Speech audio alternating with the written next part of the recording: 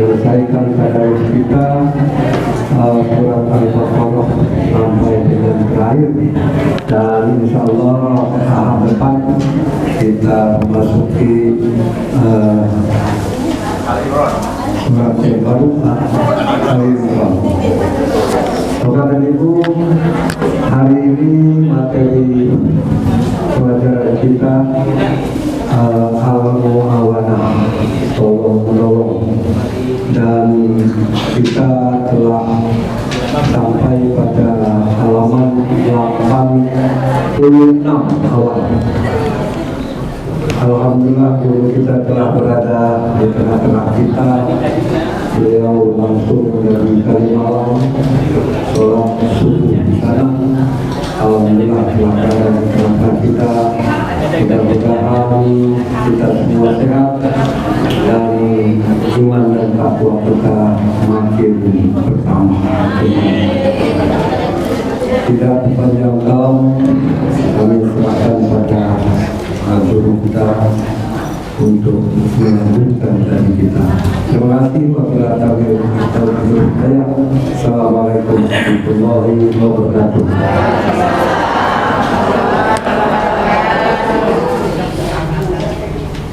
Ala hadhihi niyah wa likulli niyatin salihah jami'atin dafi'ah bi anna Allah yaftahu alaina futuhal arifin wa yufaqihuna fid din wa 'allimna ta'wil wa hdina ila sawa'i sabil wa bis sanadi muttasil al imam al musannif rahimahullahu ta'ala wa nafa'na bihi wa bi ulumihi wa adama naf'a fi ulumihi wa bikum fid daraini amin wa bi anna Allah yashfi amradana wa amradaha wala siyama Natasha Sicilia binti Darmanto Indrianto wa bi anna Allah yutawwil umurana fi ta'atin wa ibadatin fi sanatil jadidah 1444 Hijriah wa ila hadratin nabiyil mustafa rasulillah sallallahu alaihi wa alihi wasallam. Al-Fatihah.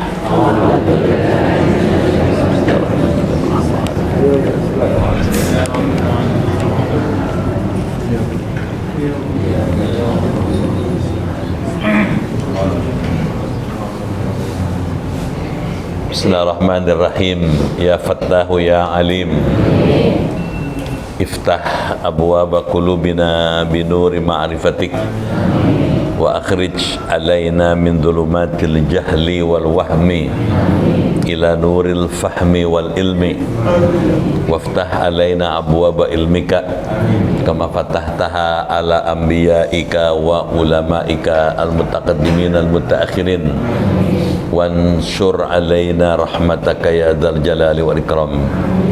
Allahumma sallimna wa sallim dinana wa sallim ahlana wa auladana wa dzurriyyatana wa sallim jama'atana wa la siyama jama'ah majlis ta'lim minhajul muslim min afati dunya wal akhirah wa la tasruk waqtan naza' imanana wa la tusallit alaina man la yakhafuka wa la yarhamuna warzuqna khairai dunya wal akhirah innaka ala kulli syai'in qadir.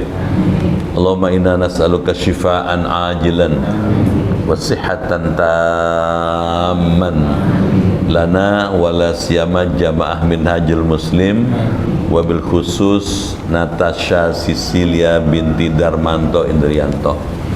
Isfi'na ya Syafi, isfi'ha ya Syafi, anta Syafi la shifaa illa shifauka ya Allah, shifaan la yughadiru saqaman.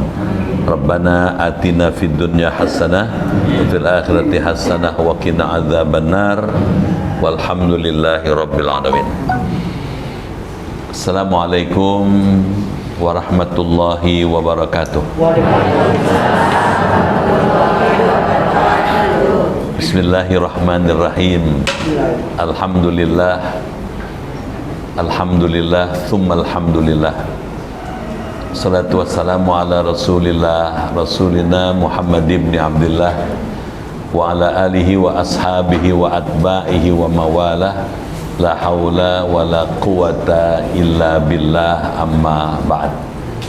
Yang terhormat Ketua Majelis Taklim Minhajul Muslim Bapak Dr. Andes Fakhruddin Zaid MSc, yang terhormat Bapak Haji Muhammad Suroso, Bapak-bapak, ibu-ibu, keluarga besar Majelis Taklim Minhajul Muslim yang dimuliakan dan dirahmati Allah Subhanahu wa taala. Pagi ini kita bersyukur dengan rahmat Allah dapat kembali hadir, bertemu, bermuajahah di Masjid Al-Jihad Minhajul Muslim. Untuk itu saya menyampaikan apresiasi dan penghargaan yang tinggi disertai ucapan terima kasih atas pilihan bapak-bapak, ibu-ibu hadir di majelis ilmu pagi ini.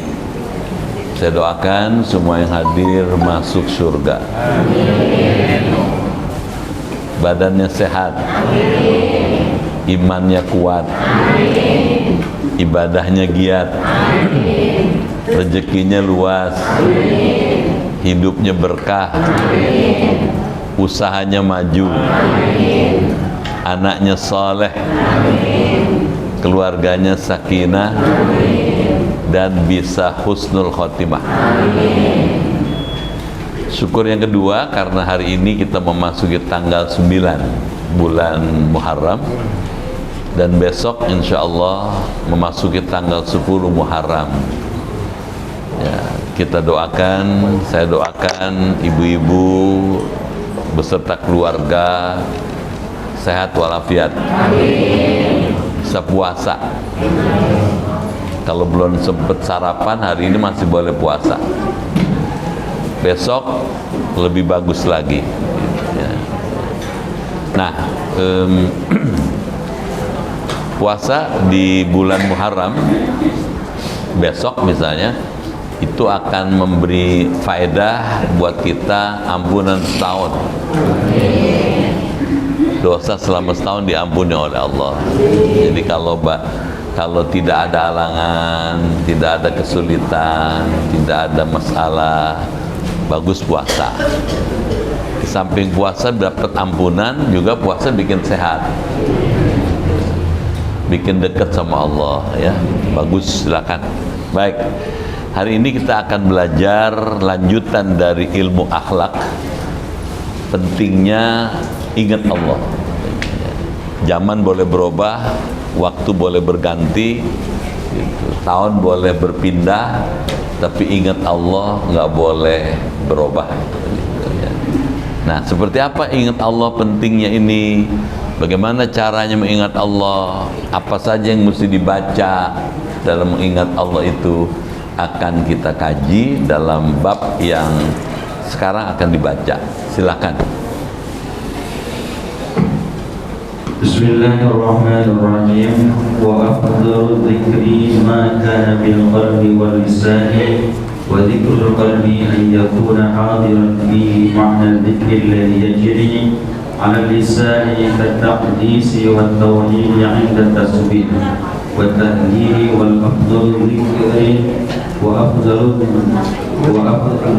lidzakiri minal asrari Israr wal jahri bi dzikri wal qira'atil aslam minha bi qarbi wal dzikru huwal wirdu daimul mustamirru fajtahid an la yazalu lisanuka ratban minhu fi kulli halin fi waqtin wirdin.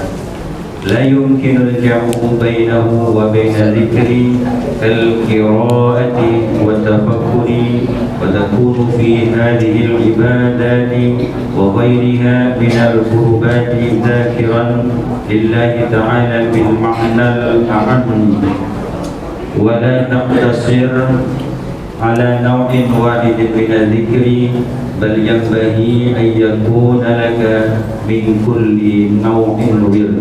Ya, bagus. Kita baca sama-sama ya. Bismillahirrahmanirrahim. Wa afdhalul dzikri ma kana bil qalbi wal lisani wa dzikrul qalbi ayyakuna hadiran fihi makna dzikri alladhi yajri ala lisan kat taqdisi wat tauhidi inda tasbihi wat tahlili wal afdalu lidzakiri minal israri wal jahri bidzikri wal qiraatil aslah minha biqalbihi wa dzikru wal wirdud daim al mustamirru fajtahid alla yazala lisanuka ratban minhu fi kulli halin illa fi waqdi wirdin la yumkinul jam'u bainahu wa baina dzikri kal qiraah wa tafakkur wa takunu fi hadhil ibadat wa ghairiha minal qurbati dzakiran lillahi ta'ala bil ma'na al a'amma wala taktasir ala naw'in wahidin min adh-dhikri bal yanbaghi ayakuna laka min kulli naw'in wirdun. Apa maknanya kita bahas pagi ini. Wa afdhalul dzikri, dan zikir yang paling utama. Jadi kita nih kalau bisa hidup ini punya kebiasaan yang mencontoh Rasulullah, namanya mengikuti tradisi kenabian, the prophetic, ya itu tradition. Apa contohnya? Berzikir katanya gitu, ya. Apa guna-gunanya zikir? Zikir itu mendayagunakan, mengembangkan, mencerdaskan hati. Jadi hati yang kita punya sekarang mesti dicerdaskan, mesti diaktifkan, mesti dikembangkan. Nah, mengembangkan, mengolah hati disebut zikir. Maka nabil qalbi katanya ialah zikir yang ada dengan hati katanya, ya. Walisan bagus juga dengan lisan gitu, ya. Zikir dengan hati, orangnya diam tapi hatinya sedang berzikir. Bisa nggak? Bisa gitu. Pernah kan saya ceritakan di sini, Nabi pernah mau masuk ke Masjid Nabawi. Di masjid ada orang, satu sedang berdiri sholat, yang satu sedang tergeletak gitu, bukan tidur tapi sedang tiduran gitu. Ngagoler apa tuh ya, tidur-tiduran gitu ya. Nah, di pintu masjid ada setan berdiri gitu. Kata Nabi, setan, kenapa kamu nggak masuk aja ke masjid katanya, ke dalam katanya. Kata setan, saya takut dengannya lagi tiduran Nabi tanya, kenapa takut sama yang lagi tiduran, tidak takut sama yang lagi sholat katanya. Kata setan, saya nggak takut dengan yang lagi sholat, karena meskipun sholat pikirannya kemana-mana. Orangnya sholat tapi pikirannya di pasar Jadi saya lebih takut sama yang tiduran katanya. Kenapa? Karena meskipun sedang tiduran, hatinya sedang berzikir gitu. Jadi lebih mulia dia. Ternyata yang tiduran itu Sayyidina Ali bin Abi Thalib. Wa dzikrul qalbi, dan zikir hati itu ayyakuna hadiran fi, adalah yang hadir padanya makna zikir.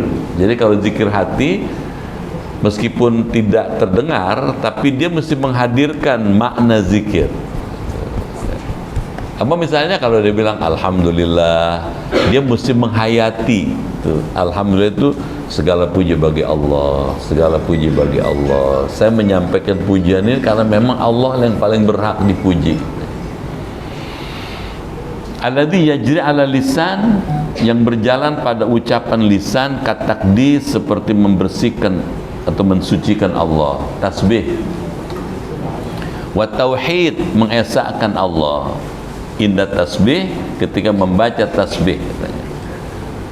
Maksudnya gimana? Ketika kita mengucapkan subhanallah, subhanallah, subhanallah, itu di dalam makna subhanallah itu terkandung upaya mensucikan Allah, namanya, asma'nya, sifatnya dari hal-hal yang tidak pantas. Misalnya, tidak pantas kita mengatakan Allah punya anak gitu. Kedengaran? Tidak pantas kita mengatakan Allah tidak mendengar gitu. Tidak pantas kalau kita menganggap bahwa Allah tidak melihat gitu. Nah, mensucikan ini dari sifat-sifat Allah yang tidak pas ini namanya tasbih. Jadi bukan sekedar bilang subhanallah, tapi juga ketika kita bilang subhanallah, hati kita bahkan cuma Allah yang maha suci. Suci asma'nya, suci zatnya, suci sifatnya, suci af'al perbuatannya. Wa tahlil, dan tahlil ucapan la ilaha illallah. Jadi itu mesti ketika kita mengucapkan la ilaha illallah gitu, hati kita meyakini tidak ada yang disembah kecuali Allah. Maksudnya cuma Allah yang saya sembah, hanya Allah yang saya ibadahi. Jelas? Wal afdal lidzakir, dan yang lebih utama bagi orang yang berzikir katanya minal israr wal jahri bidzikri wal qiraah al aslah katanya. Berzikir yang zikir disembunyikan. Maksudnya zikir yang rahasia itu lebih bagus dibandingkan yang jahar. Kenapa? Kalau jahar kencang kedengeran, ada potensi riya, potensi pengen dipuji gitu. Apalagi zikir dekat mertua, kencang banget zikirnya gitu. Sholat dekat mertua, mertuanya udah bangun dia masih sujud aja. Ya, mertuanya bilang, ya Allah, mantu saya khusyuk banget. Orang-orang udah bangun dia masih nyungsep aja.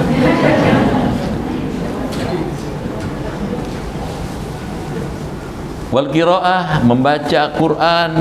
Membaca Quran juga mesti karena hati yang tulus, yang ikhlas. Al aslah ialah yang lebih maslahat minha daripadanya biqalbi, dengan hatinya. Jadi bagus dengan hati ya. Nah, kita lihat sekarang bagaimana keterangannya tuh.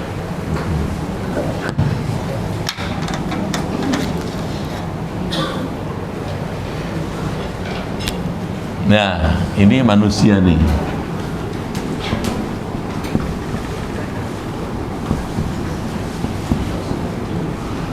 Manusia.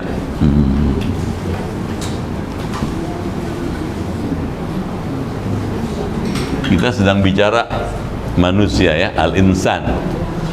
Manusia itu dibedakan dengan lainnya karena dua hal paling sedikit. Satu, manusia itu punya al-aql,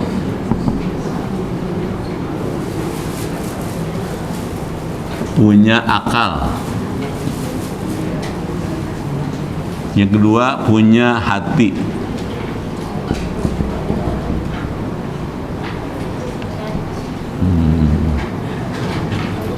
Ini bedanya manusia dengan hewan misalnya.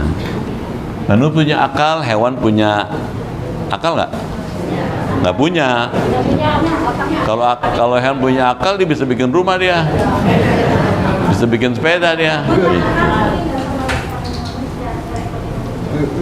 Oh gitu ya. Punya otak katanya. Ya. Baik. Manusia punya hati, hewan punya hati itu beda, ya gitu ya.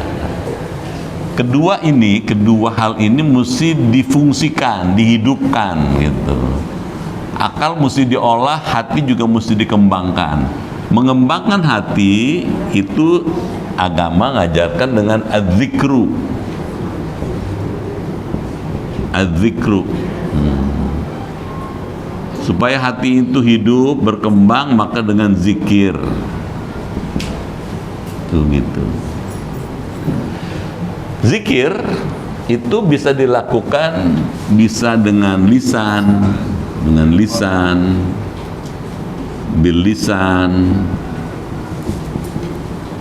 dengan lisan, bisa dengan jahar, bisa dengan kalbu, dengan hati.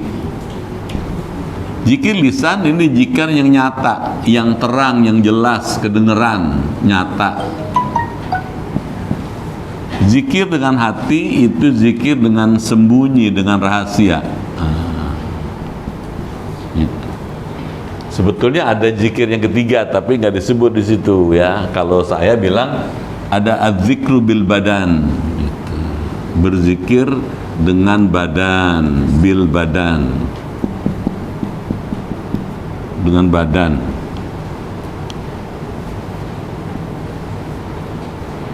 Mana berzikir badan? Ini bapak dan ibu berangkat dari rumah ke Minhajul, ini zikir dengan badan. Duduknya sekarang zikir dengan badan. Itu. Ya. Jadi yang disebut di situ kadang-kadang masih perlu disempurnakan. Gitu. Ya manusia kan, bundanya ngaji gitu. Ya. Nah, jadi ada zikir dengan lisan. Apa contoh zikir dengan lisan? Tasbih. Subhanallah, subhanallah, subhanallah. Tahmid. Alhamdulillah, alhamdulillah, alhamdulillah. Takbir. Allahu akbar, Allahu akbar, Allahu akbar. Tahlil. La ilaha illallah. Tahlil ini ada ayatnya. Surat Muhammad ayat 19. Fa'lam annahu la ilaha. Ketahuilah tidak ada yang disembah kecuali Allah. Gitu. Ada hadisnya, ada banyak. Kata Nabi kepada Abu Dzar, ya Abu Dzar, jaddid imanaka biqauli la ilaha illallah. Hai Abu Dzar, perbaharulah imanmu dengan mengucapkan la ilaha illallah. Jadi disuruh. Ya, maksud saya cerita begini, jangan terlalu dihiraukan. Kalau di YouTube ada bilang zikir dengan mengucapkan tahlil bid'ah. Ya. Kalau bid'ah nggak ada hadisnya, kalau bid'ah nggak ada ayatnya.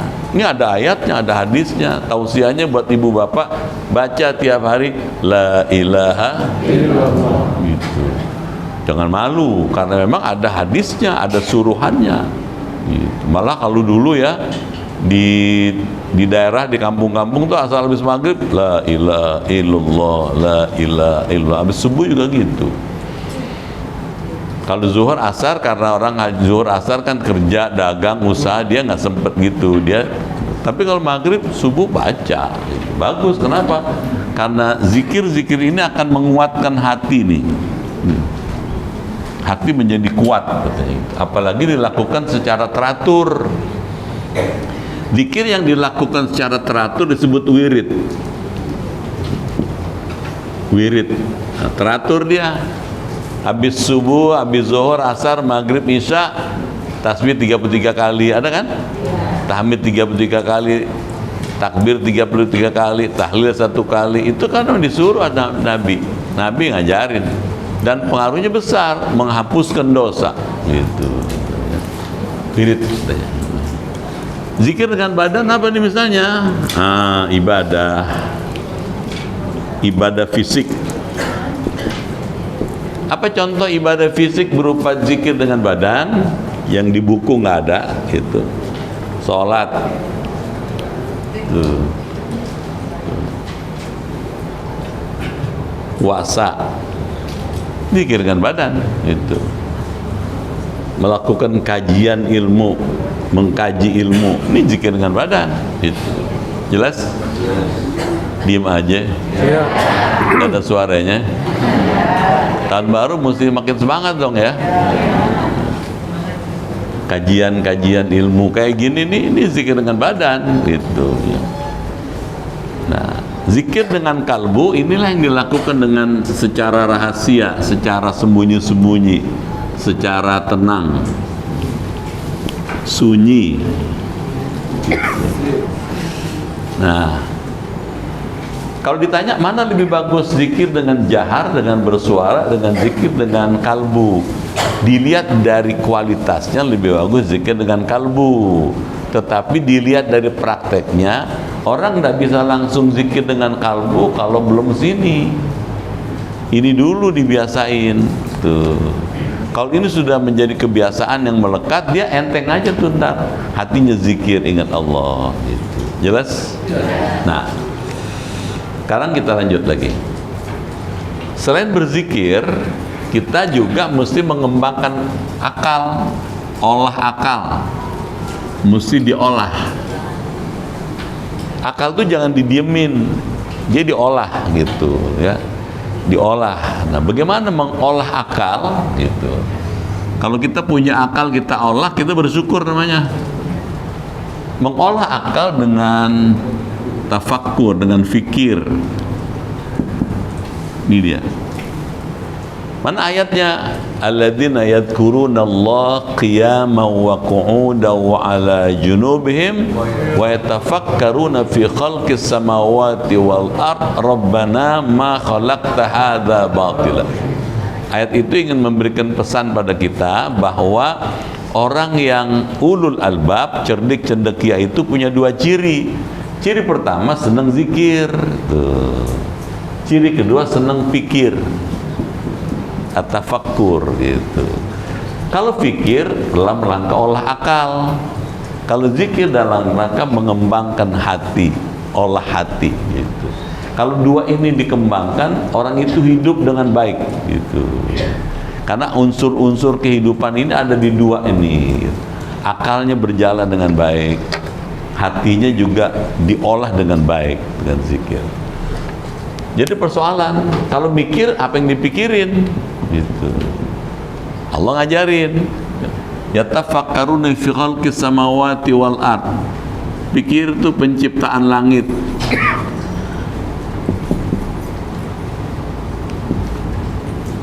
penciptaan bumi tuh. Itu.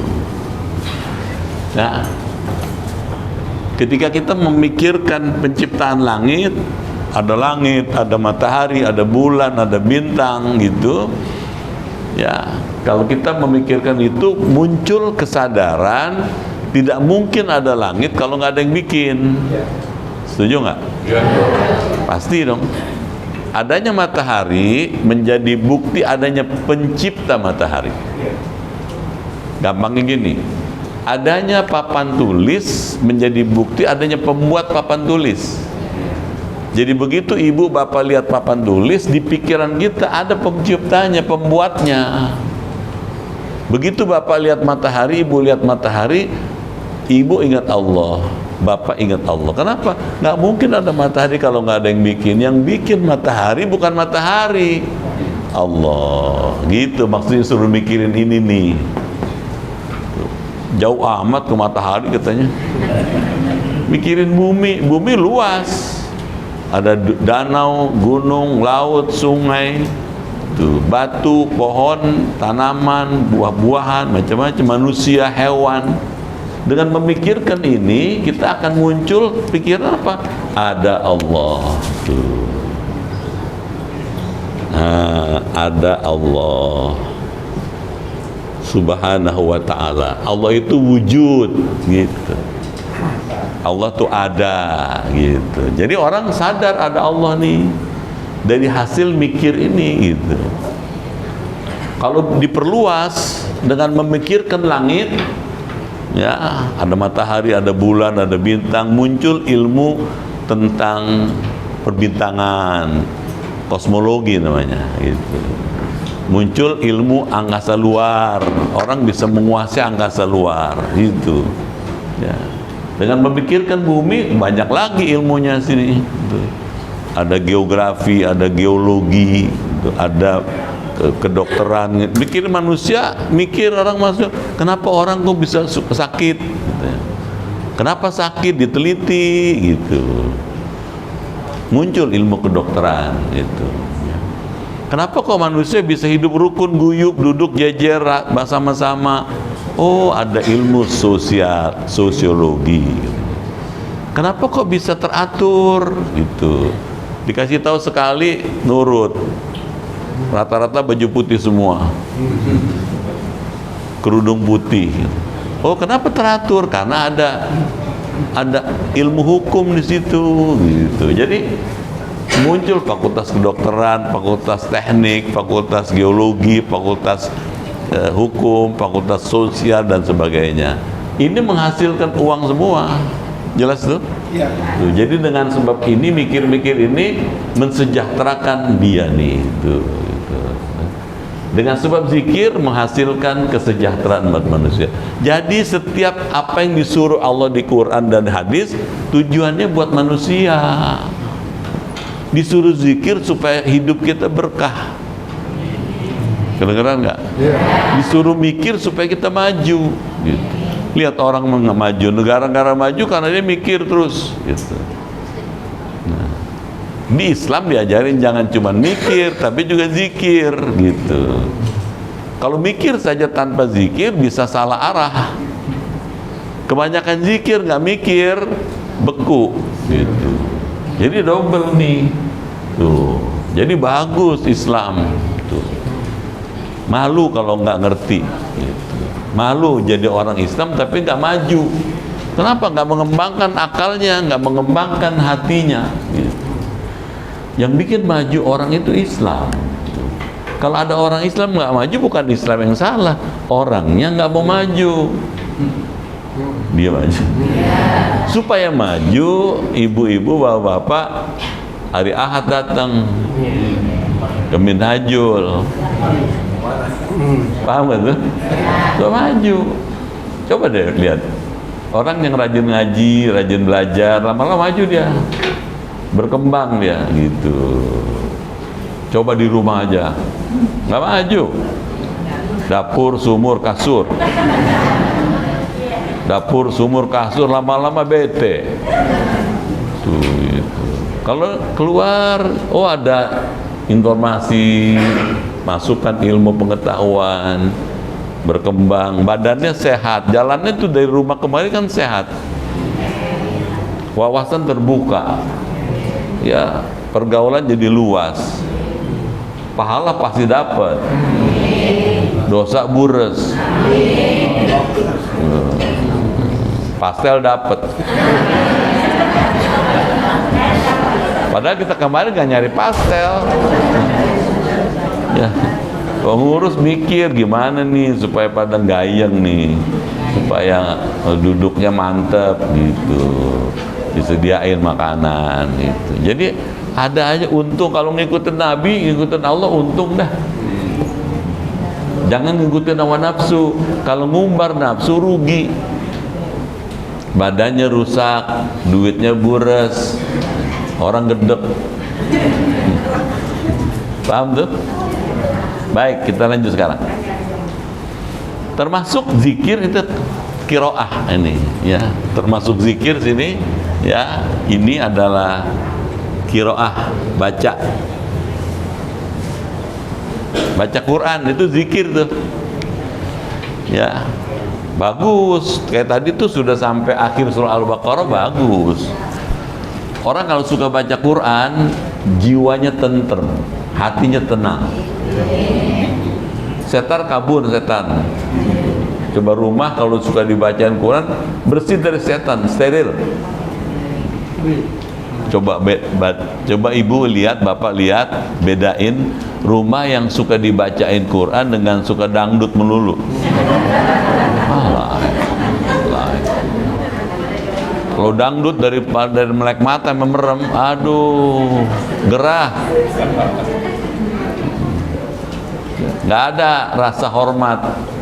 Anak sama orang tua nggak hormat, orang tua sama anak nggak sayang, tukaran dulu, berantem dulu. Kenapa? Syaiton. Tapi kalau Quran dibaca tenang gitu. Emang nggak boleh dengan musik? Boleh lah, tapi jangan dari pagi sampai sore, saya merem lagi. Kedengeran ya? Maaf ya kalau di luar negeri, di Amerika misalnya, kita nyetel kaset sampai ngejegar kencang-kencang, tetangga bisa komplain, telepon polisi dia. Polisi datang. Ada laporan dari tetangga kamu, katanya kalau kamu nyetel kaset kencang-kencang, dia terganggu gitu. Harap saudara matikan, gitu polisinya. Gitu.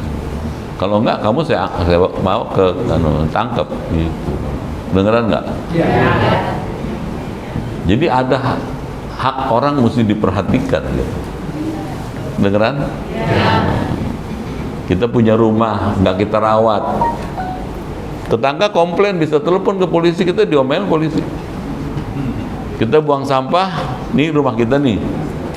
Tetangga rumahnya sebelah kita buang sampah gitu. Tetangga komplain, lapor polisi, kita kena hukuman. Kita enggak, sampah kita sedek-sedekin. Kita dorong ke rumah tetangga. Aduh. Kedengeran ya?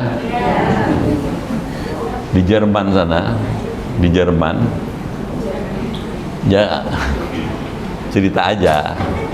Di Jerman kita kalau lagi jalan gitu, terus mau ngasih makan, tahu ikan julung-julung?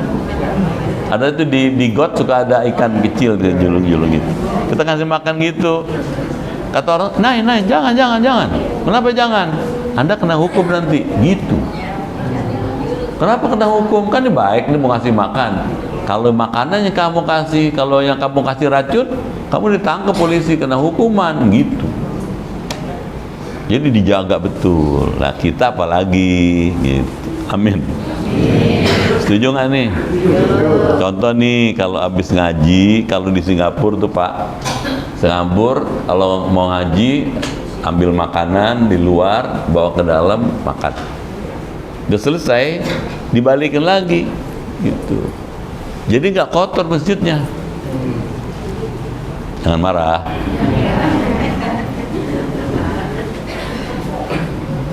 Ada masjid pengajian kelar kayak kapal pecah. Kue di mana-mana, plastik di mana-mana, minuman di mana-mana. Mbak, dibiasain gitu. Dapat ini, antar bawa. Makanya di masjid mesti disediain tuh, mana pengurus masjidnya. No, ada tempat sampahnya, taruh situ gitu. Amin. Maksud saya cerita gini, kalau ada orang lain bisa maju, kenapa kita nggak niru? Meskipun dia bukan orang Islam, teratur. Beneran ya? Kita mesti lebih maju dari mereka. Gitu. Baik, kita lanjut. Wa dzikru katanya, dan zikir itu huwa al-wirdud daim al-mustamir, ialah wirid yang tetap terus menerus. Jadi jangan berhenti cuma sekali, terus jadi kebiasaan gitu. Jadi kita punya kebiasaan kenabian namanya, the prophetic katanya tradition. Apa itu? Wirid, zikir gitu. Fajtahid, maka bersungguh-sungguhlah kamu katanya, alla yazala lisanuka ratban minhu, supaya tidak henti-hentinya lidahmu basah. Jadi dibiasain lidah ini basah. Basah dengan apa? Minhu, dari berzikir gitu. Mau naik mobil nih, kendaraan, Bismillahirrahmanirrahim. Buka pintu, Bismillahirrahmanirrahim wa mursaha inna rabbi laghafurur rahim. Waktu nginjek deknya tuh, Begitu duduk, jangan diam, takbir, Allahu Akbar, Allahu Akbar, Allahu Akbar. Begitu jalan, Subhanallah, baca tasbih. Tuh. Udah belum? Ini zikirnya enteng-enteng, itu yang sederhana. Subhanalladzi sakhkhara lana hadza wa ma kunna lahu muqrinin wa inna ila rabbina lamunqalibun. Itu zikir itu maksudnya perginya selamat, pulang selamat. Tuh. Itu maksudnya. Tuh. Sambil duduk zikir, baca tasbih, tahmid. Yang paling gampang subhanallah walhamdulillah wa la ilaha illallah wallahu akbar wala haula. Zikir bagus gitu. Biarin orang bilang apa kek. Lu sejak ngaji di Minhaj lu katanya geremeng aja, biarin. Orang mau ngomong apa gak ada urusan. Ini urusan kita sama Allah nih. Gitu. Kedengeran nggak? Saya punya teman hafal Quran, itu kalau duduk sama saya tuh jajar gini, dia mulutnya gini-gini aja tuh. Saya tanya, apa sih resepnya supaya hafal Quran? Resepnya cuma satu, katanya jangan bohong. Oh jadi rupanya kita suka lupa Quran tuh suka bohong kali. Begitu bohong hilang tuh, repot lagi ngulangnya gitu. Makanya jangan bohong, katanya gitu. Jangan mabok tuh. Jelas nggak? Itu cerdas tuh gitu. Ingatannya kuat katanya. Baik katanya. Jadi katanya dibiasain lisan basah dengan zikir. Mau masuk rumah jangan diem. Ada sahabat datang nemuin Nabi, ya Rasul katanya, tolong saya diajarin supaya saya berkah hidup saya. Berkah tuh punya sedikit cukup, dapat banyak bisa ngasih, bisa sedekah, bisa nabung, bisa beri, itu namanya berkah. Kata Nabi, kalau kamu pengen berkah, ini loh katanya, idza dakhalta manzilaka fasallim ala ahlika. Setiap kali kamu masuk ke rumah, jangan lupa baca salam. Kedengeran nggak? Masuk rumah salam. Kalau masuk rumah orang salam biasa. Ini masuk rumah sendiri kadang-kadang kita nyelonong aja. Ada nggak begitu? Mana orangnya? Nah, rumah sendiri kan pakai salam. Ini justru rumah sendiri baca salam. Assalamualaikum warahmatullahi wabarakatuh. Itu gunanya besar tuh, banyak. Kalau kita assalamualaikum warahmatullahi wabarakatuh, orang rumah begitu tahu suaminya pulang bangun dia, nyambut tuh. Begitu ketemu waalaikumsalam, cium tangan, digandeng lakinya. Amin. Udah belum?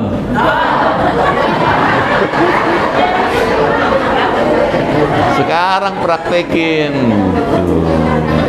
Ibu tahu Nabi Muhammad, Siti Aisyah itu kalau Abi Isa dandan dia. Abi Isa dandan Siti Aisyah.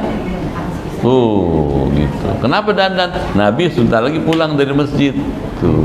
Begitu Nabi pulang Abi Isa, udah ya Allah, bibirnya merah, harum badannya. Kita kadang-kadang suka jahil, lakinya pulang, bininya cakep, tumben lu. Mau kemana lu dandan? Diomelin, dandan diomelin. Udah bagus dandan, serba salah jadi. Dibiasain, nggak apa-apa. Kalau pakai minyak wangi terus lama-lama habis nggak apa, ntar dibeliin lagi sama lakinya. Paham gak tuh? Diem aja. Kita lanjut lagi ya. Jadi dibiasain baca salam gitu. Yang kedua, jangan lupa kata Nabi, begitu masuk kaki kanan baca surat Al-Ikhlas, qul huwallahu ahad sampai selesai. Bisa kan? Assalamualaikum warahmatullahi wabarakatuh, kaki kanan qul huwallahu ahad Allahu samad lam yalid wa lam yulad wa lam yakul lahu kufuwan. Enggak usah kencang-kencang. Ntar orang lu bilang, tumben bang katanya, gak sehari-harinya lu masuk baca salam membaca kulu lu katanya. Kan gua baru ngaji baru sama Ustadz. Dan ternyata benar tuh, beberapa hari kemudian Dia lapor sama Rasul, ya Rasul katanya, sekarang saya sudah berkah. Dalam hadis katakan, fawadha rizqahu hatta afadha ila jirani. Allah luberin rezekinya sampai ke rumah tetangganya. Maksudnya apa? Dia bisa ngasih tetangga, bisa ngasih ini. Kenapa? Kalau luber kan bisa ngasih dong, bisa berlebih. Kenapa? Salam, baca Al-Ikhlas. Jelas? Kita lanjut lagi. Fi kulli halin, pada setiap hal, illa fi waqti wirdin katanya. Kecuali pada waktu wirid, la yumkinul jam'u, maka katanya tidak bisa dikumpulkan antaranya. Wa baina dzikri, di antara zikir dengan yang lainnya. Kal qiraah, seperti membaca Quran. Jadi kalau kita coba dibiasakan setiap hari ada baca Qur'annya di luar sholat. Gitu, ada khusus baca Quran, misalnya Al-Waqi'ah, bisa kan? Hafal kan? Coba dicoba dulu, lama-lama kalau udah biasa, lama-lama nempel tuh Waqi'ah. 90 ayat ya, 96 ya gitu. Bisa. Dan bener tuh, Al-Waqi'ah itu kalau dibaca itu Allah nggak ngediem Allah. Suratul Waqi'ah tamna'ul faqra. Surah Al-Waqi'ah bisa menjauhkan kefakiran. Ada aja rezeki. Bu, kedengeran nggak? Nggak hujan, nggak angin, orang nganterin botok. Apa botok ya? Bukan, nggak ada orang Jawa ya? Nggak hujan, nggak angin, orang nganterin makanan gitu, nganterin ikan, nganterin macam-macam sayur, buah, macam-macam. Oh, rupanya baca Waqi'ah tuh ada aja rezeki. Amin. Ya, pasti itu, jangan ragu gitu ya. Jangan khawatir, Allah jamin rezeki kita. Oh, Nabi Ibrahim tuh nggak pernah bikin rezeki, ada aja terus datang. Dan Nabi Ibrahim selalu menyediakan makanan buat tamu yang datang. Istrinya kalau di rumah masak macam-macam. Kenapa? Tamu mesti datang gitu. Dan datangnya tamu itu membawa berkah. Kasih makan gitu. Nabi Ibrahim itu. Nabi Ibrahim kalau satu hari nggak ada tamu, makanannya dibawa sama Nabi Ibrahim. Sini katanya, dibawa jalan Nabi Ibrahim 1 sampai 2 mil, 3 kilometer. Jalan tuh Nabi Ibrahim, nyari orang mau diajak makan. Ketemu orang, sini, yuk saya punya makan yuk. Nabi Ibrahim tuh. Kedengeran nggak? Ada orang makan di restoran, temennya liwat, mendek dia. Makan restoran, temennya liwat, tuh jemaah liwat. Jangan dia lihat nih, gue malu nih tangan. Nabi Ibrahim enggak. Biar punya sedikit bagi. Punya roti 1, bagi 2 nih. Gitu ya. Dan orang kayak begitu itu nggak pernah susah, berkah terus Nabi Ibrahim. Jelas ya? Nah, jadi Bapak Ibu nggak usah khawatir. Kalau punya rezeki lebih, nggak usah bingung, bawa ke Minhajul. Diam aja. Ulang tahun, selamatan, bawa aja ke Minhajul, buras pasti. Baik. Watafakkur, dan tafakkur tadi sudah disinggung. Watakunu fi hadil ibadah, dan ada kamu dalam ibadah-ibadah ini, wa ghairiha, dan lainnya, minal kurubati, daripada bermacam-macam takarrub, dzakiran lillahi ta'ala, orang yang berzikir kepada Allah Ta'ala, bil makna al-am katanya, dengan makna yang lebih umum katanya. Wala taktasir, dan janganlah kamu membatasi ala nau'in wahid, kepada satu macam saja zikirnya. Jadi zikir variatif, tasbih, tahmid, takbir, tahlil, tilawah gitu. Bal yang bagi ayakuna laka min kulli nau'in wirdun, sepatutnya harus ada bagi kamu daripada tiap-tiap macam zikir itu dilakukan sebagai wiridan gitu. Nah, kalau ini disederhanakan ya, kenapa orang zikir, ini zikir, mana zikir nih? Ini zikir fikir. Kenapa zikir fikir? Al-fikru nih. Kenapa zikir fikir? Tujuannya satu. Itu taqarrub ilallah.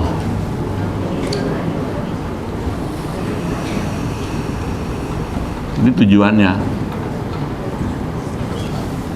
Dengan zikir fikir orang jadi dekat pada Allah. Dekat pada Allah. Di dunia dekat pada Allah akan menghasilkan gini. Satu, itu hidupnya solutif. Kalau orang dekat sama Allah, setiap persoalan yang dihadapi ada jalan keluarnya. Allah kasih jalan keluar. Begini nih, begini gitu. Solusinya ada. Yang kedua, katanya Allah akan memberikan kepada orang yang dekat pada Allah itu keberkahan. Ini yang nggak bisa disekolahin nih. Nggak ada sekolahnya berkah. Berkah itu mazid minal khair, bertambah-tambah kebaikannya. Dapat kebaikan numpuk gitu loh. Nih, kalau di dunia kayak begini, nanti di akhirat ini nih, ini yang paling mahal. Liqa'ullah, berjumpa Allah. Tuh, ini. Amin. Perjumpaan dengan Allah, ketemu Allah, itu paling nikmat. Lebih nikmat dibandingkan masuk surga. Itu surga yang begitu indah. Begitu kita bisa melihat Allah di surga, semua keindahan itu bisa dikalahkan dengan melihat Allah. Nah, kalau kepengen kayak begitu, resepnya sederhana. Surat Kahfi 110 ya.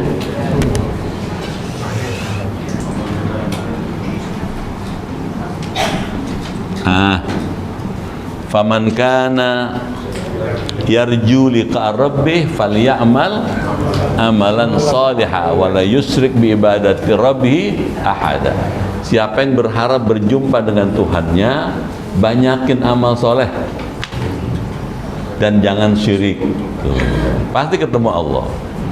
Kedengeran? Jadi hidup ini apa? Mencetak kebaikan, mencetak amal soleh. Mumpung masih bisa hidup, nyetak amal soleh. Mumpung masih bisa bernapas, cetak amal soleh. Jadi persoalan, saya kepengen memperbanyak amal soleh, tapi kondisi fisik kadang-kadang semakin tambah usia, tambah kurang nih kemampuannya. Ada nggak gitu? Ya, ada. Ada pilihan amal yang paling bagus. Kalau tambah umur, tambah kurang kemampuan, cari amal yang modalnya dikit, untungnya gede. Diam aja. Modalnya dikit, pengorbanannya sedikit, tapi untungnya besar. Satu, ngaji. Diam aja. Ini ngaji ini modalnya nggak banyak. Cuma duduk doang, diem aja, dengerin. Sambil merem-merem ayam boleh dah. Pahalanya gede. Gitu. Jelas? Nih ngaji gini nih, besar sekali.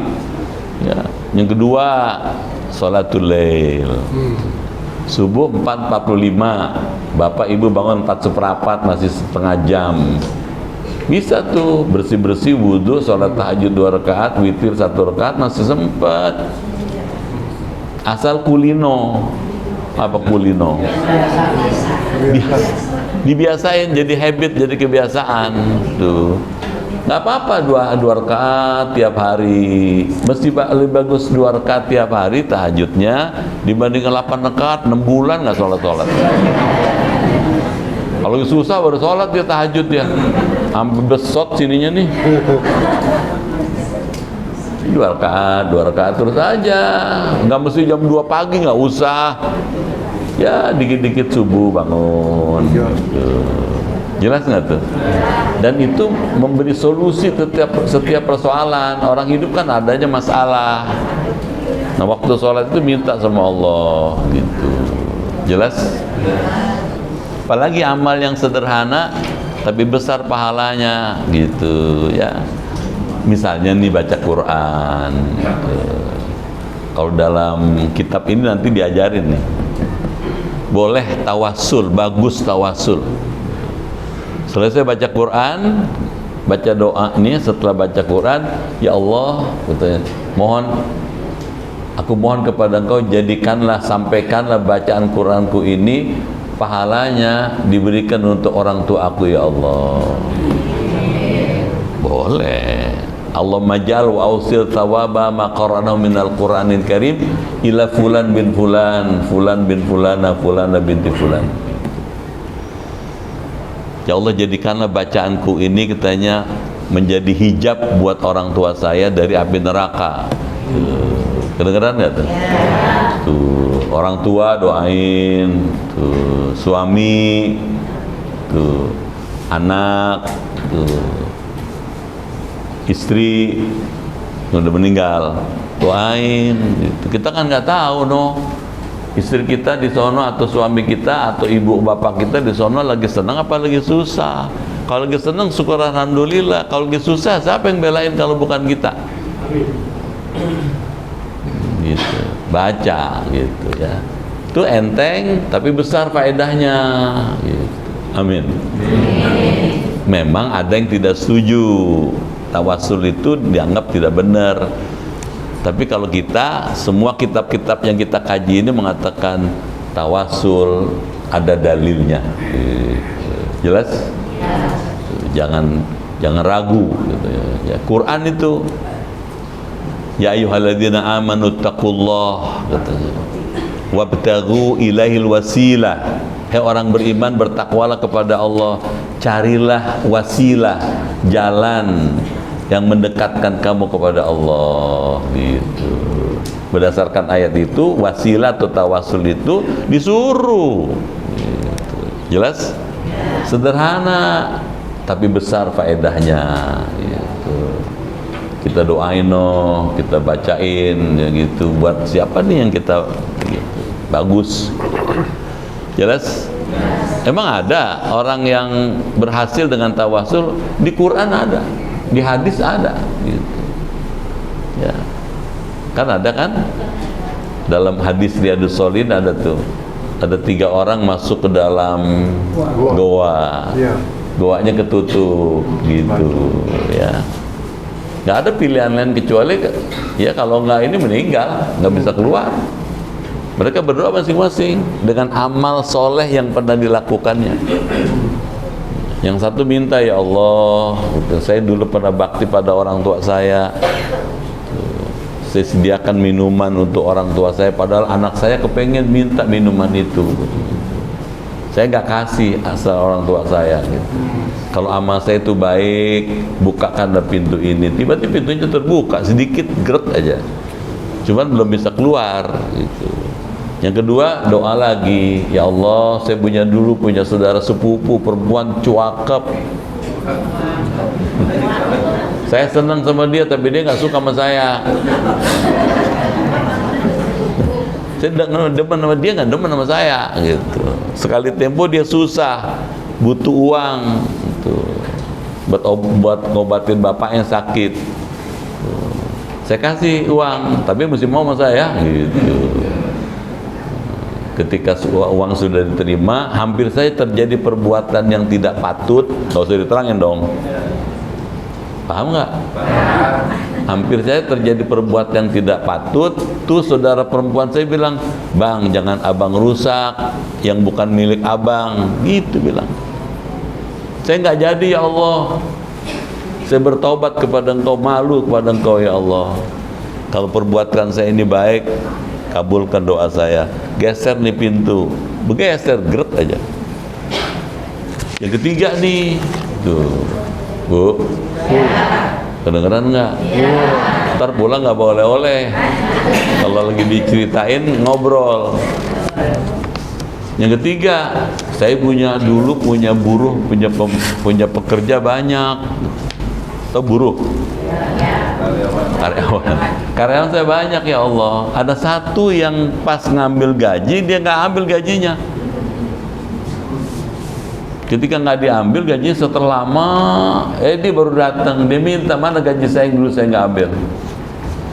Kata saya, semua yang kamu lihat ini gaji kamu semua. Saya kembangkan nih jadi kayak begini banyak. Diambil semua ya Allah. Gitu. Kalau emang amalku tuh ikhlas, soleh, cerdas, bukakan pintu ini. Tiba-tiba pintunya bergeser, gerak aja tiganya. Bisa keluar selamat. Hadisnya sahih dia meriwayat tidak dalam kitab Riyadhus Shalihin. Kalau gitu gimana? Jangan malu bertawasul. Amin. Ya Rabbal. Cukup dulu ya. Nah, so.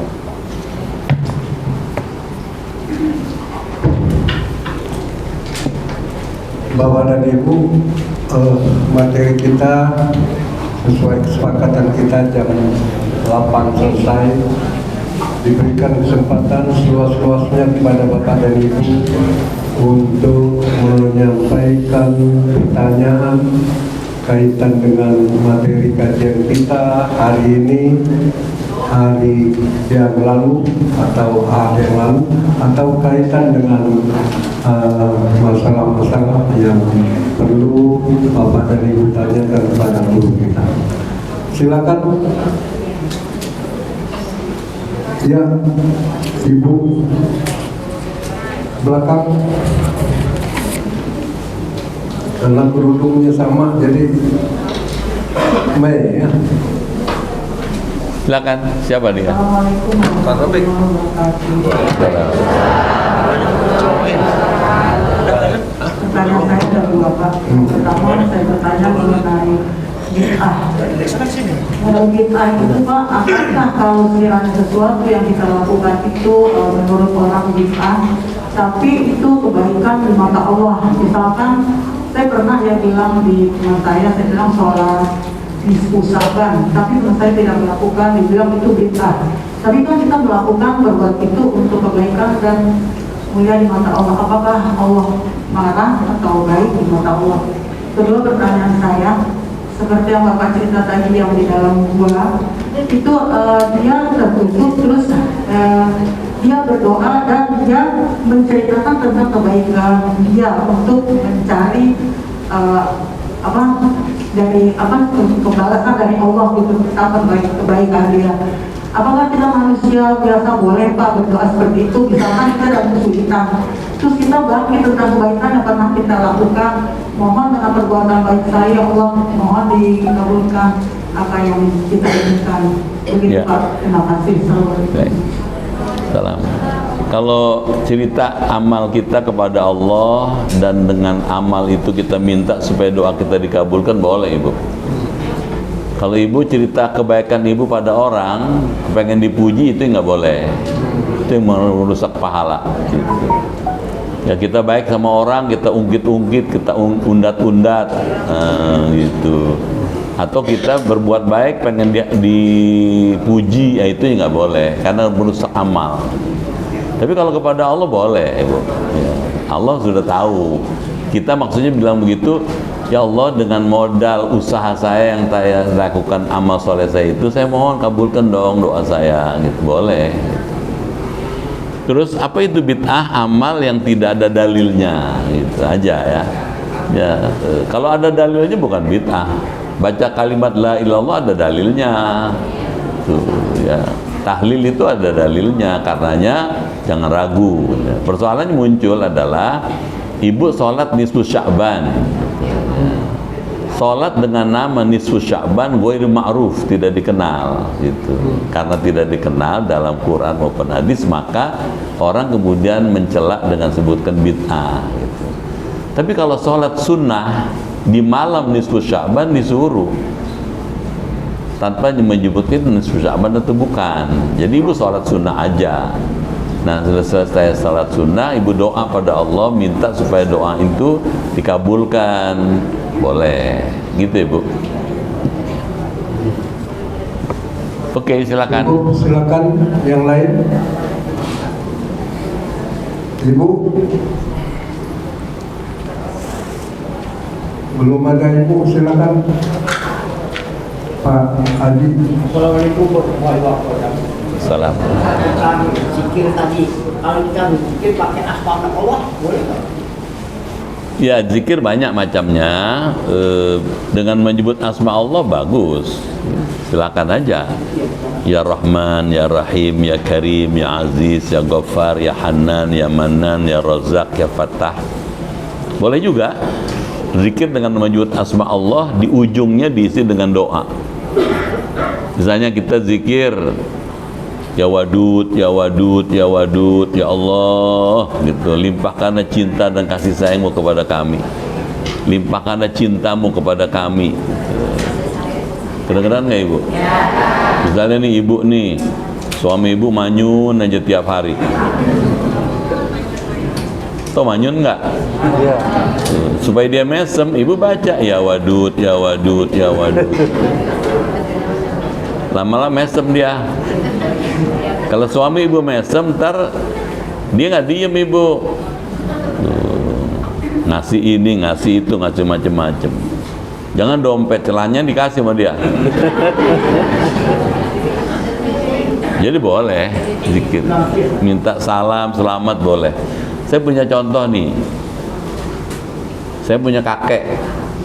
Apa kakek? Iya. Engkong saya, engkong. Engkong saya itu dulu masih anak-anak, masih kecil, diajak transmigran ke Lampung, Kalianda, gitu. Kakek saya ke Kalianda, gitu. Lama-lama besar terus sudah sampai dewasa. Nah, karena di sana masih hutan kan, dulu tahun sebelum kemerdekaan. Gitu.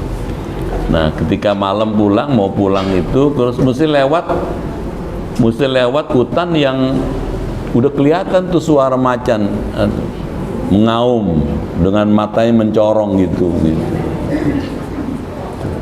Ada rasa takut juga gitu. Tapi gimana gitu?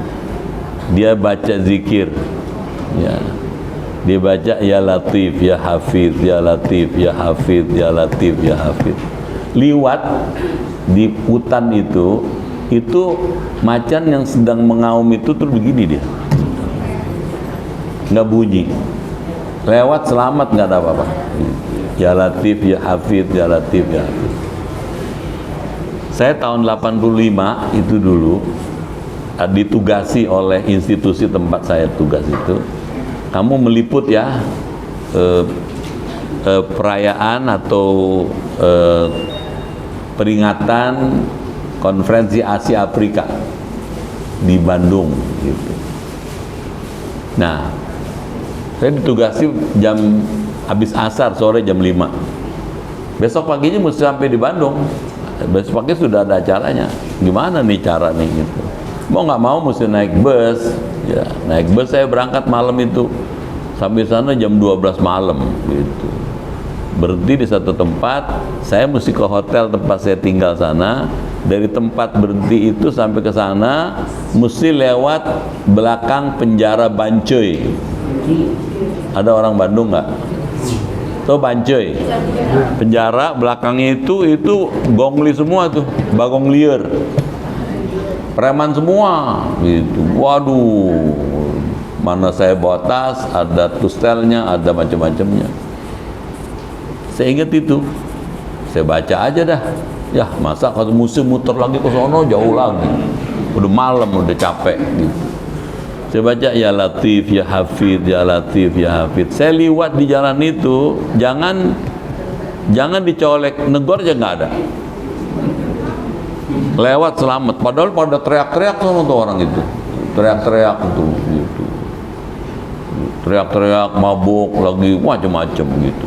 Saya lewat itu dengan lancar, selamat sampai di ujung sana dan masuk ke penginapan lah, bukan hotel, dengan lancar tanpa halangan gitu. Itu zikir Ya Latif, Ya Hafidh. Ada dulu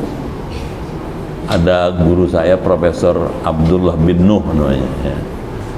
Kalau di kampung dipanggil, di Bogor panggil Ajengan Abdullah bin Nuh, ahli bahasa Arab, ahli sastra Arab, guru besar Fakultas Sastra UI gitu. Masih kedengeran nggak? Itu tahun 45, itu tahun penjajahan Jepang. rumahnya digerebek. Tahu digerebek? Digerebek sama Jepang gitu. Dia tahu kalau akan datang tentara Jepang mau gerebek dia, mau nangkep dia. Dia sholat duha gitu ya. Terus apa yang dibaca? Dia baca tadi tuh, ya Latif, ya Hafid, ya Latif, ya Hafid, ya Latif, ya Hafid. Itu tentara masuk, tentara Jepang mundar mandir keluar masuk rumah, dia duduk di situ. Ada di situ. Nggak ngelihat dia. Itu tentaranya nggak ngelihat. Selamat. Ada. Jadi boleh zikir pakai Asmaul Husna. Jelas? Masih ada yang mau nanya? Silakan. Ya Ibu, monggo yang ke belakang. Salam.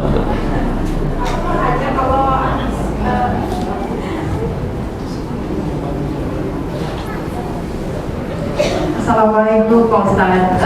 Saya mau nanya apakah di sholat itu kadang-kadang kan mau zikir karena keburu-buru mau pergi. Terus saya zikir di jalan, di mana gitu Pak? Ya. Assalamualaikum. Salam. Boleh nggak zikir sambil jalan? Boleh. Boleh. Misalnya ibu karena habis zuhur masih ada perluan lagi, mau rapat, mau ada macam-macam, nggak bisa lama-lama duduk, mesti pergi ke tempat lain. Belum selesai zikir, zikirnya sampai jalan boleh. Subhanallah, subhanallah, subhanallah, boleh. Mana dalilnya tadi? Alladzina yadhkuruna Allah qiyaman wa qu'udan wa 'ala junubihim. Orang yang ulul albab itu orang yang suka berzikir baik qiyaman sambil berdiri, wa qu'udan sambil duduk, wa 'ala junubihim sambil berbaring boleh katanya. Jadi silakan aja boleh. Ya. Kalau memang sangat perlu. Kalau sangat tidak perlu, tidak sangat mendesak, sebaiknya sambil duduk menghadap kiblat dalam keadaan suci badannya. Jelas ya? Makasih Pak Ustaz. Ya. Silakan. Ya, monggo. Assalamualaikum warahmatullahi wabarakatuh. Wassalam. Pak Kiai, maaf mau bertanya. Ini mau bertanya Pak Kiai, tadi kita tadi kan kita menyampaikan kalau misalkan sholat itu kita harus ada kekhusyuan. Nah ini bagaimana jika kualitas sholat kita mungkin pada sholat kita masih memikirkan hal yang lain. Nah ini apakah bisa diterima oleh Allah, dan ini bagaimana itu untuk solusinya agar kita lebih khusyuk dan lebih bisa dalam melaksanakan dengan kualitas yang baik. Oke, terima kasih. Sholat tidak khusyuk. Ya. Ada orang sholat nggak khusyuk, apakah sholat diterima? Ya. Menurut ulama ahli fikih, sholat itu diterima oleh Allah bila syarat, rukun, wajib, sunnahnya dipenuhi. Selama itu dipenuhi sah. Kalau sah diterima.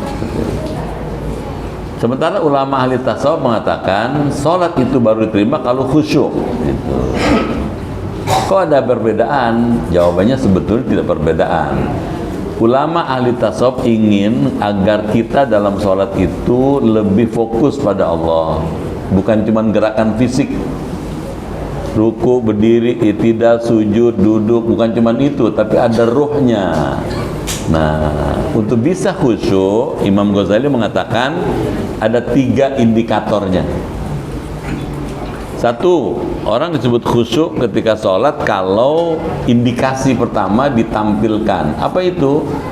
Sukunul a'dha, tenang anggota badannya. Jadi tidak disebut khusyuk sholat kalau badannya banyak melakukan gerakan di luar gerakan sholat. Allahu Akbar, Bismillahirrahmanirrahim. Sabbihisma rabbikal a'la alladzi khalaqa fasawwa walladzi qaddara fahada walladzi ahsana. Ya enggak khusyuk dong. Dia mikirin garuk-garuk gitu. Makanya sebelum sholat suruh mandi dulu, suruh wudhu dulu supaya bersih dia.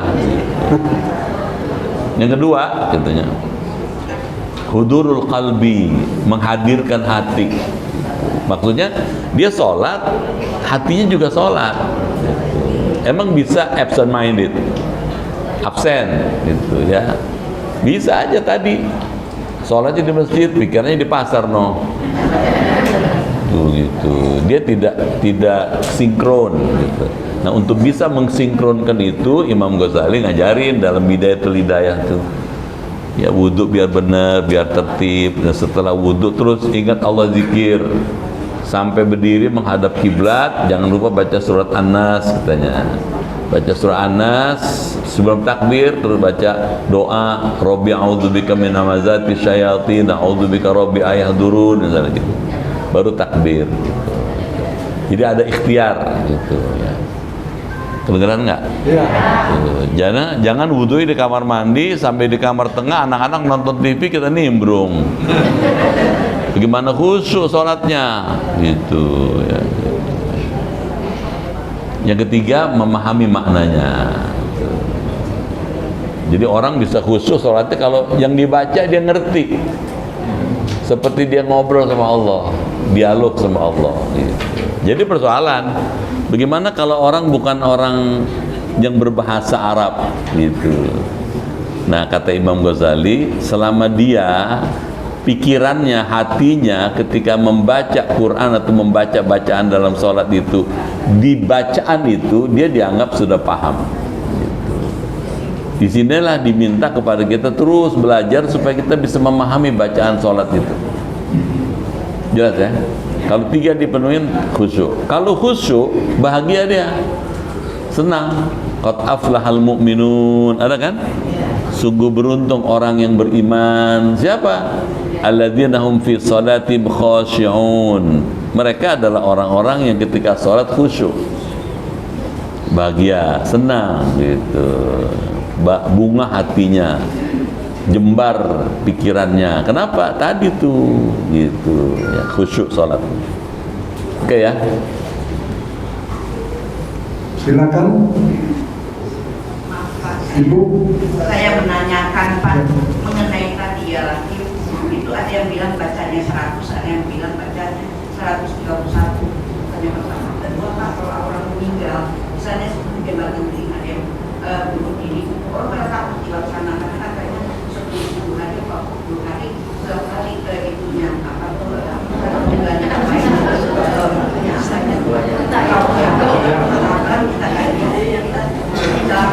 sebenarnya itu bagaimana Pak? ya. Baik. Zikir ya Latif ya Hafid itu 100 kali apa 110 kali atau berapa gitu? Jawabnya adalah Allah berfirman dalam Quran, ya ayyuhalladzina amanu dzkurullah dzikran katsira. Hai orang beriman, berzikirlah kamu kepada Allah sebanyak-banyaknya. Terserah ibu, berapa aja banyak, makin banyak makin bagus dong. Ya. Yang kedua, kalau ada orang sudah meninggal, meninggalnya karena bunuh diri, apa orang itu rohnya kelayaban? Ya, jadi orang nggak berani lewat rumah dia. Gitu. Katanya Said Sabiq di kitab itu, Said Sabiq, Profesor Said Sabiq itu mengatakan, al arwahu ba'da khurujim, katanya arwah itu setelah keluar dari jasadnya tempatnya mutafarriqah, berbeda-beda gitu. Jadi ruh setelah keluar dari jasadnya itu beda tempatnya tuh, ya. Ada yang tinggi a'la iliyin, di surga yang paling tinggi katanya. Siapa tuh? Arwahnya para nabi, para rasul katanya. Ada yang arwahnya itu naik di atas burung hijau di atas surga. Dia keliling sepanjang hari, sepanjang waktu sampai kiamat. Disediakan makanan, minuman, ya jamuan seperti ada di surga. Dan dia bisa ngelihat surga, indahnya surga. Siapa? Orang yang mati syahid. Ada orang yang ruhnya sekarang mahbusuna katanya inda babil jannah, tertahan di depan pintu surga.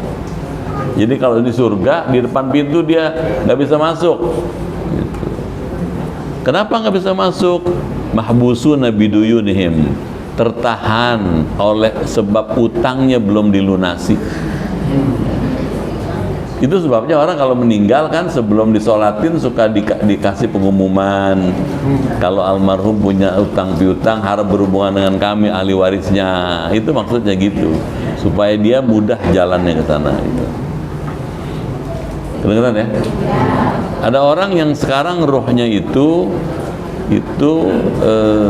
tempatnya di bumi yang paling dalam. Bumi yang paling dalam tempatnya mahma lava, api yang sangat panas. Gitu. Waktu ditanya siapa itu, kata Rasulullah minal musyrikin wal kafirin wal munafiqin. Ada di situ dia. Gitu. Ada orang yang ruhnya sekarang mahbusuna fi kuburihim, tertahan di kuburnya.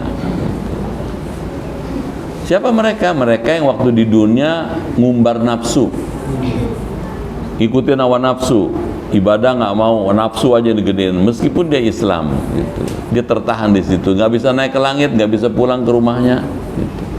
Nggak bisa kembali, gitu. Nah, termasuk orang yang ketika meninggal dalam keadaan bunuh diri, dia mati kafir. Kedengeran ya? Mati kafir. Kalau mati kafir, di sono no, di bumi yang paling dalam, gitu. Pertanyaannya, kenapa orang nggak berani liwat? Ya, liwat aja. Kenapa mesti liwat aja? Yang kita takut cuman Allah, gitu. Nggak ada faktanya, nggak ada contohnya. Itu setan nyekek orang. Nah, jelas tuh. Kalau orang meninggal karena wabah COVID-19, taun, itu kalau dalam kitab Ibnu Hajar Al-Asqalani katakan mati syahid. Kedengeran nggak? Syahid. Ada keluarga saya 4 orang, kakak ipar, keponakan, adik sepupu, adik ipar sepupu, ya gitu. Ada satu lagi gitu, 4 orang. Ya. Jadi kalau meninggal karena wabah itu, apalagi dia ada ibadah, mati syahid gitu. Jelas? Ya. Silakan. Ya, Ibu. Ya. Bismillahirrahmanirrahim. Assalamualaikum warahmatullahi wabarakatuh.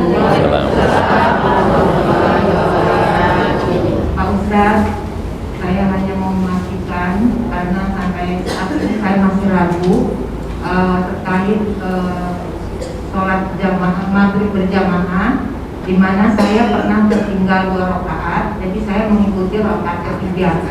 Nah, pada saat rakaat ketiga itu, apakah saya itu menjadi rakaat pertama buat saya, atau saya tetap mengikuti tahiyatul akhir? Itu pertama, pertanyaannya. Yang kedua, Pak Ustaz, apakah dalam melengkapi 2 rakaat yang tertinggal, rakaat yang kedua, tahiyatul awal, apakah tetap dikerjakan, kemudian disambung lagi tahiyatul akhir? Kalau itu dilakukan, berarti 3 kali tahiyatul, Pak Ustaz. Ya. Itu aja ingin memastikan, Pak Ustaz. Terima kasih. Wassalamualaikum warahmatullahi wabarakatuh. Ya, salam. Makmum itu punya keharusan mengikuti imam. Kata Rasul, idza kabbara fakabbiru, wa idza raka'a farka'u, wa idza sajada fasjudu. Apabila imam takbir, takbirlah kamu, katanya. Apabila imam ruku, rukulah kamu, katanya. Apabila imam sujud, sujudlah kamu. Berdasarkan alasan-alasan hadis ini, maka kalau ibu datang sholat maghrib berjamaah, jemaah dan imam sudah 2 rakaat, ibu ikut aja rakaat kedua, gitu. Misalnya ketika ibu rakaat kedua, ibu tasawuf akhir, tasawuf awal seperti mereka, ikut tasawuf juga. Gitu. Cuma duduknya seperti biasa, ya, duduk tasawuf awal. Begitu rakaat ketiga, mereka kemudian tasawuf akhir, ibu tetap tasawuf juga, gitu. Kemudian mereka salam, ibu baru 1 rakaat, ya kan? Nah, udah 2 kali tasawuf tuh. Terus gimana? Karena ibu baru 1 rakaat, maka ibu naik lagi, berdiri lagi untuk sholat menyempurnakan kekurangannya. Di rakaat kedua, ibu kemudian tasawuf awal buat ibu. Kalau tadi dalam rangka makmum ngikutin imam. Kalau sekarang rakaat kedua ibu itu tasawuf awal. Jadi 3 kali tasawuf itu. Berdiri lagi kan masih kurang 1 rakaat.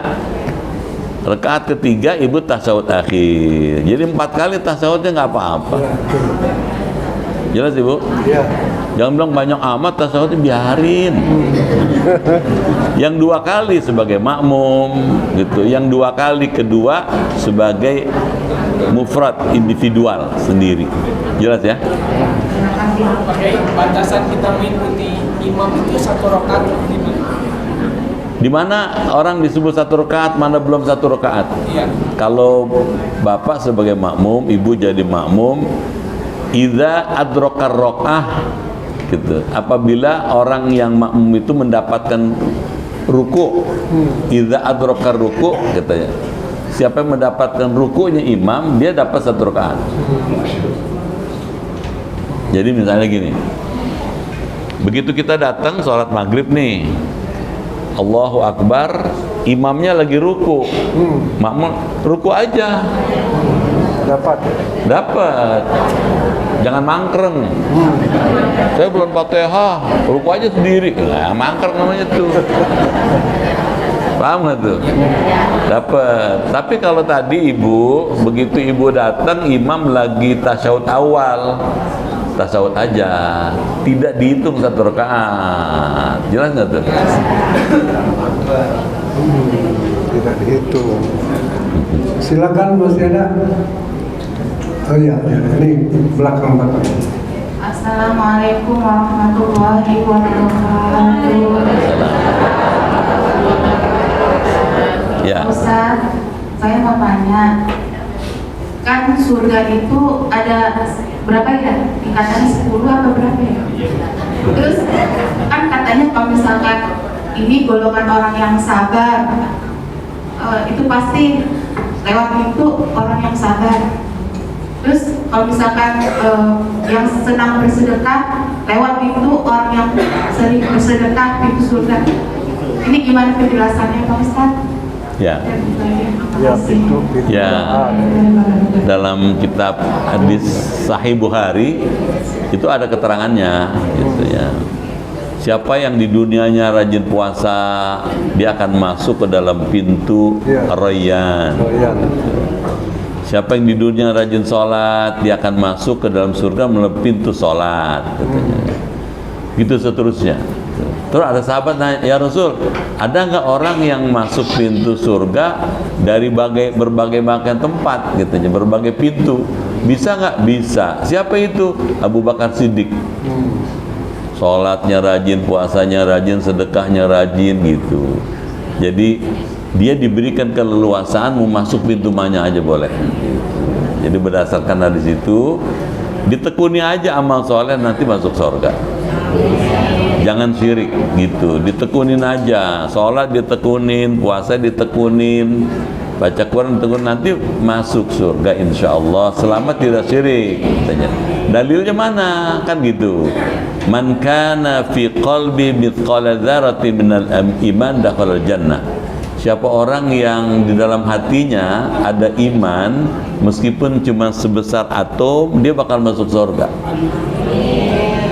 Cuman kalau cuma modal iman sebesar atom doang, sholat enggak, ngaji enggak, dia masuk neraka dulu gitu. Nah, orang minajo jangan kepengen ya, kalau bisa langsung gitu, langsung masuk surga. Enggak mampir-mampir. Jelas ya? Jangan kepengen mampir dah. Oke ya? Silakan satu lagi. Cukup ya. Sesuai kesepakatan kita, waktu kita diberikan sampai jam 8.30. Mari kita sama-sama berdoa, mudah-mudahan dalam kehidupan kita selalu diberkahi oleh Allah SWT. Al-Fatihah. Ya kan.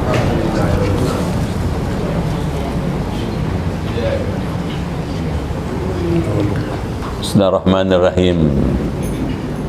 Allahumma bihaqqil Qur'an wa bi kalamikal qadim wa bi Muhammadin khatamin nabiyyin wa bi haqqi ummil Qur'an alimna al-Qur'an wa faqihna fid din wa alimna ta'wil wahdina ila sawa'is sabil.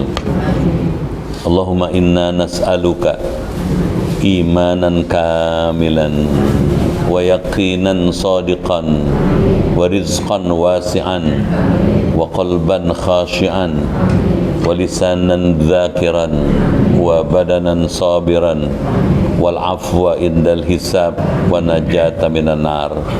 Allahumma akhtim lana bi husnil khatimah wa la takhtim alaina bisu'il khatimah. Rabbana atina fid dunya hasanah wa fil akhirati hasanah wa qina adzabannar. Walhamdulillahi rabbil alamin. Sekian, lebih kurang mohon maaf, terima kasih. Sampai jumpa lagi. Assalamualaikum warahmatullahi wabarakatuh. Ahad besok materi kajian